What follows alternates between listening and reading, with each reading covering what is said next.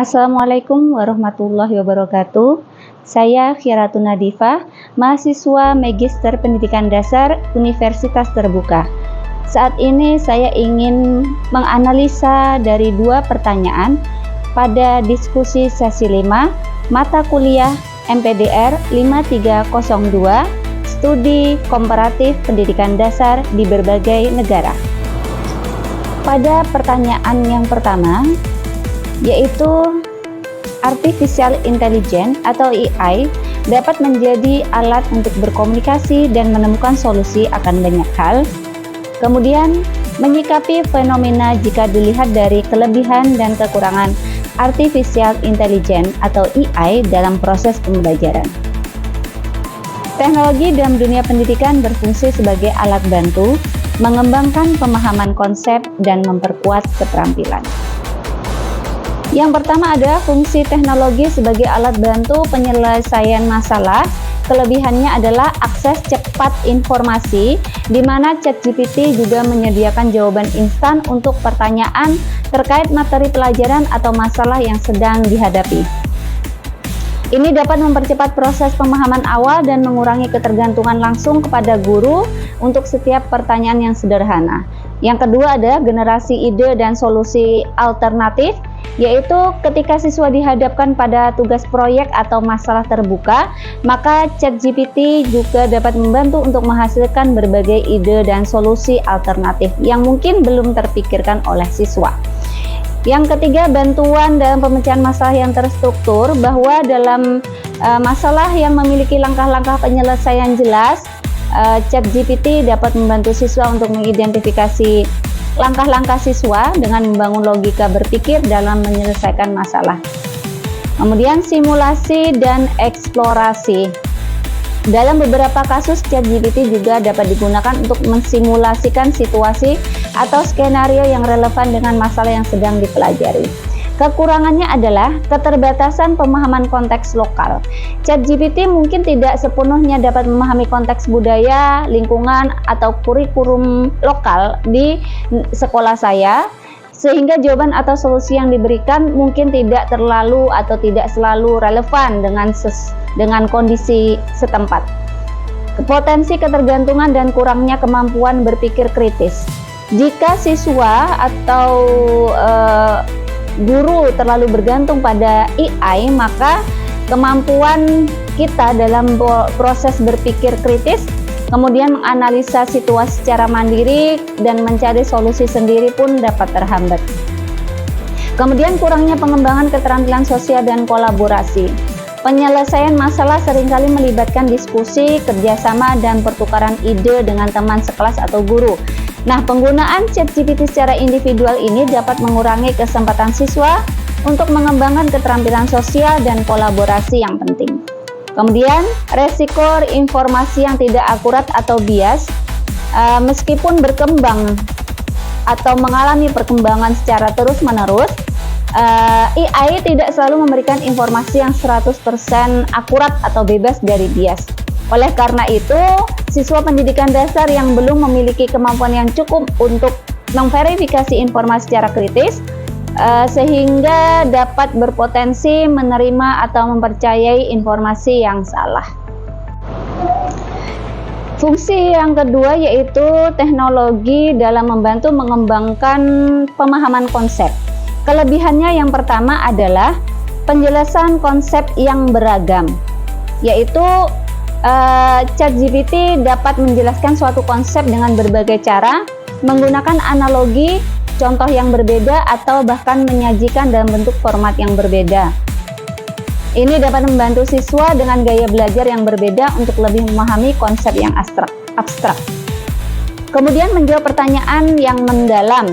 Siswa dengan rasa ingin tahu yang tinggi dapat mengajukan pertanyaan lanjutan atau pertanyaan mengapa tentang suatu konsep. Kemudian AI dapat memberikan penjelasan yang lebih mendalam dan komprehensif daripada penjelasan dasar yang ada di buku pelajaran. Yang ketiga, personalisasi pembelajaran. ChatGPT berpotensi untuk menyesuaikan penjelasan konsep berdasarkan tingkat pemahaman siswa. Meskipun belum sempurna, di masa depan AI dapat mendeteksi kesulitan siswa dan memberikan penjelasan lebih sederhana atau lebih kompleks sesuai dengan kebutuhan. Yang terakhir ada akses ke perspektif yang lebih luas. ChatGPT dilatih dengan sejumlah besar data sehingga dapat memberikan perspektif yang lebih luas tentang suatu konsep, kemudian menghubungkan dengan konsep lain atau memberikan contoh-contoh dari berbagai konteks. Kekurangannya adalah, yang pertama, kurangnya interaksi sosial dan emosional, bahwa pemahaman konsep seringkali dibangun melalui interaksi dengan guru yang dapat memberikan umpan balik yang personal, menanggapi kebingungan siswa secara langsung, dan menanamkan semangat belajar. Dalam hal ini tidak bisa dilakukan oleh AI atau ChatGPT. Kemudian potensi pemahaman yang dangkal. Jika siswa hanya mengandalkan penjelasan dari ChatGPT tanpa melakukan refleksi, diskusi, atau penerapan konsep dalam konteks nyata, pemahaman mereka bisa menjadi dangkal dan kurang mendalam. Yang ketiga, kesulitan dalam memahami konsep yang abstrak. Beberapa konsep di pendidikan dasar, terutama sains atau matematika, memerlukan pengalaman langsung atau manipulasi benda yang konkret sehingga dapat dipahami dengan baik. ChatGPT sebagai model berbasis teks tidak dapat menyediakan pengalaman fisik ini. Kemudian, risiko dari misinterpretasi. ChatGPT menyediakan jawaban yang kompleks atau ambigu, namun juga berpotensi disalahartikan oleh siswa di tingkat pendidikan dasar dengan kemampuan bahasa dan pemahaman abstraknya yang masih dalam proses. Yang ketiga, fungsi teknologi dalam membantu memperkuat keterampilan. Kelebihannya adalah latihan dan umpan balik instan. ChatGPT dapat memberikan latihan soal atau tugas terkait keterampilan tertentu, kemudian dapat memberikan umpan balik instan, sehingga memungkinkan siswa untuk segera mengetahui kesalahan mereka dan belajar darinya. Simulasi situasi praktis. Untuk keterampilan seperti bercerita atau berargumentasi, ChatGPT dapat berperan sebagai lawan bicara atau audiens yang memberikan kesempatan siswa untuk berlatih dan memberikan umpan balik. Kemudian inspirasi dan contoh. ChatGPT akan memberikan contoh-contoh karya tulis, puisi, atau bentuk ekspresi kreatif lainnya untuk menginspirasi siswa dan memberikan mereka gambaran tentang apa yang akan mereka capai. Kemudian identifikasi area yang perlu ditingkatkan. Dengan menganalisa interaksi siswa, ChatGPT berpotensi mengidentifikasi area keterampilan di mana siswa mengalami kesulitan, kemudian juga merekomendasikan latihan atau sumber belajar tambahan. Kekurangannya, keterbatasan dalam mengembangkan keterampilan motorik dan praktis. ChatGPT tidak dapat membantu dalam mengembangkan keterampilan motorik halus. Juga tidak dapat melakukan pembimbingan atau latihan fisik secara langsung. Kemudian kekurangannya adalah kurangnya penilaian keterampilannya holistik. Penilaian keterampilan di pendidikan dasar seringkali melibatkan observasi proses, kreativitas, kerjasama, dan aspek lain yang sulit diukur oleh AI berbasis teks. Yang ketiga adalah potensi plagiarisme dan kurangnya pengembangan orisinalitas. Jika siswa terlalu mengandalkan ChatGPT untuk menghasilkan tulisan atau ide, dapat menghambat perkembangan kemampuan menulis dan berpikir orisinal siswa. Kemudian yang terakhir ada kurangnya interaksi sosial dan pengembangan keterampilan. Banyak keterampilan seperti komunikasi, presentasi, atau kerja tim paling banyak dilakukan melalui interaksi sosial dan kolaborasi dengan teman sebaya atau guru. Nah, penggunaan ChatGPT secara eksklusif ini dapat mengurangi kesempatan untuk berinteraksi. Contoh nyata pengalaman dalam menggunakan AI yaitu saya mencari mode pembelajaran yang strategis dan kontekstual. Contohnya ketika saya ingin menerapkan model pembelajaran berbasis proyek atau project based learning dengan materi energi untuk kelas 5, namun saya kesulitan mencari contoh implementasi yang benar-benar sesuai dengan konteks lingkungan sekitar sekolah. maka saya dapat bertanya pada ChatGPT. AI kemudian memberikan beberapa alternatif mode PGBL yang kemudian saya modifikasi untuk konteks lokal termasuk ide proyek sederhana.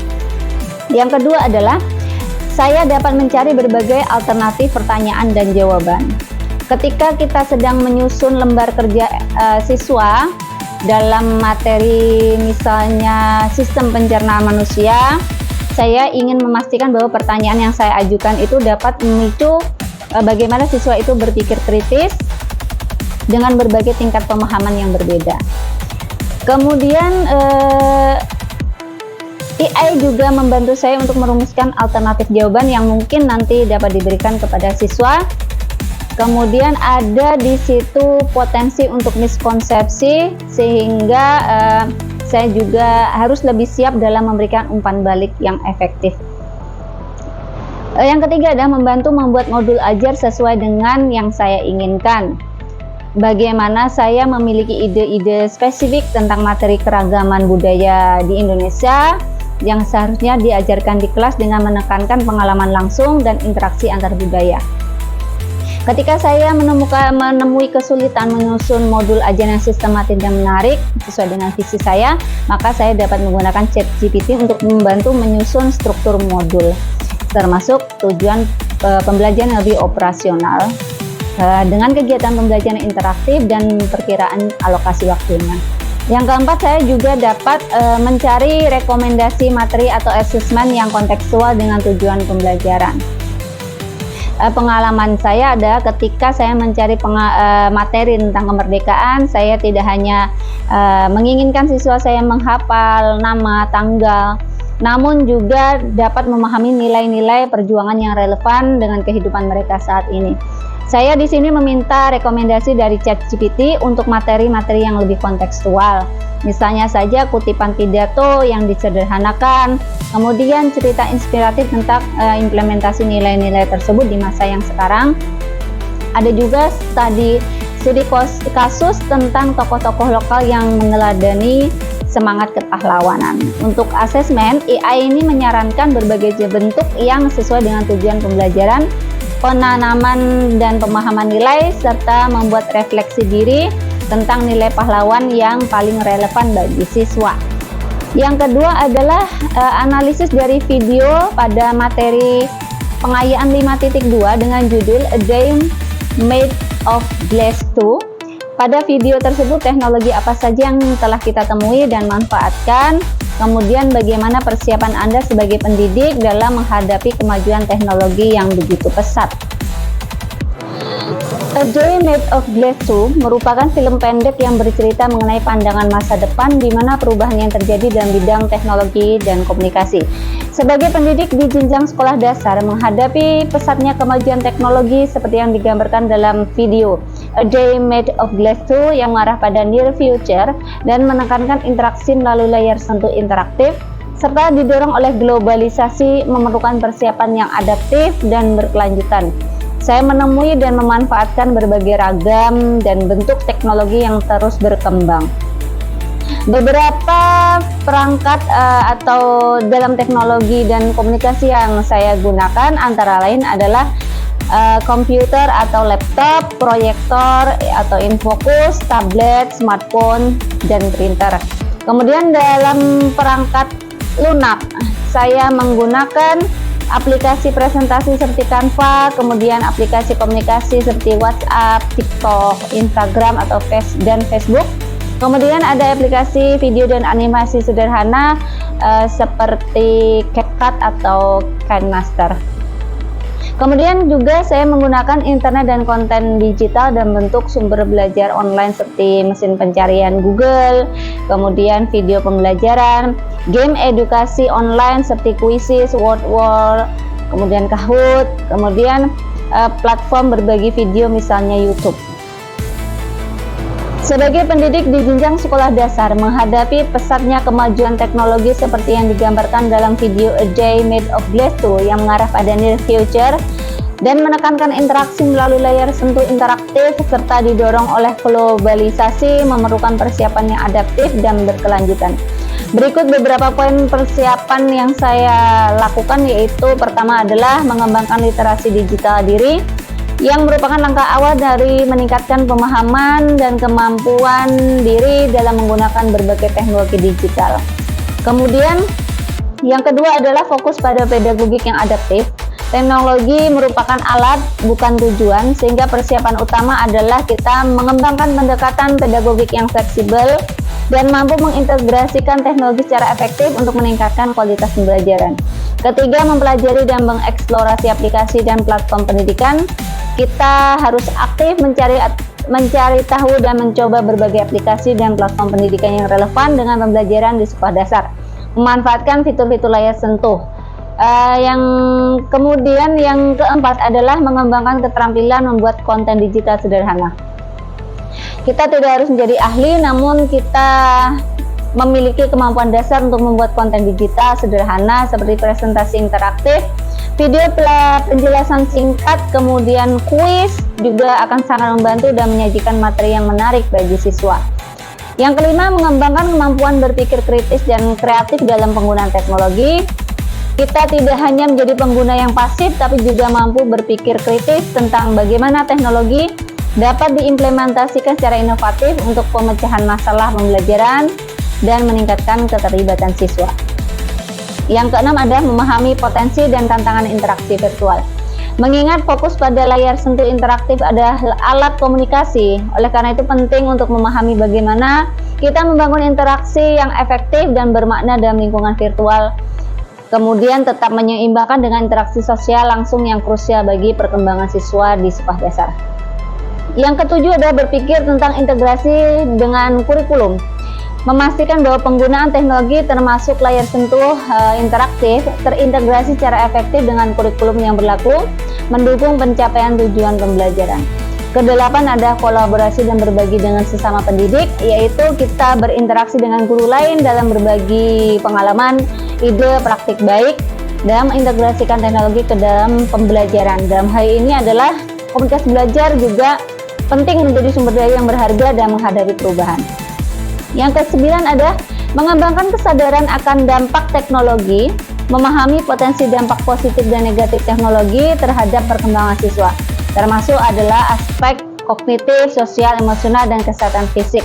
Sehingga hal ini penting untuk memastikan penggunaan teknologi yang bertanggung jawab dan etis.